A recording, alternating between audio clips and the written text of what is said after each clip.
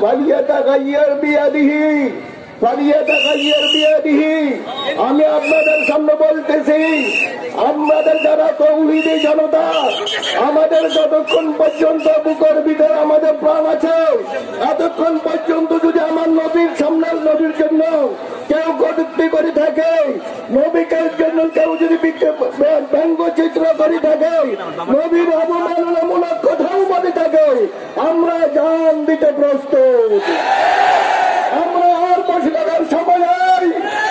এই কাফেররা দেখতেছে আমরা কি করতেছি। মুসলমানদের বলে, মুসলমানদের অন্তরে নবী প্রেম আছে কি নাই এটা পরীক্ষা করার এখনই মাত্র সময়।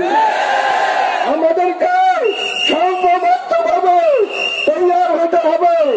আমাদেরকে প্রমাণ করে দিতে হবে এই বাংলাদেশের গোটা পৃথিবীতে 2 কোটি মুসলমান প্রত্যেকের একটি বিন্দু মাত্র রক্ত থাকতে আমরা চুপ করে থাকবো না।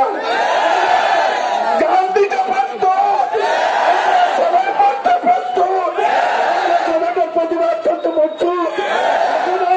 এই প্রাণ সরকারকে বলতেছি, তুমি 2 হাত জুড়ে আমাদের কাছে ক্ষমা চাও, আমাদের কাছে ক্ষমা চাও, আমাদের কাছে ক্ষমা চাও। আমাদের মাননীয় সরকারকে বলতেছি, আমাদের অনুভব, আপনি মুসলিম সরকার, আপনি 95 মানুষ আমরা মুসলমান, আমাদের পক্ষ থেকে আপনি তার সমস্ত পণ্য বন্ধ করার ব্যবস্থা করে দিন, তার দূতাবাস বন্ধ করার আলহামদুলিল্লাহ রাব্বিল আলামিন।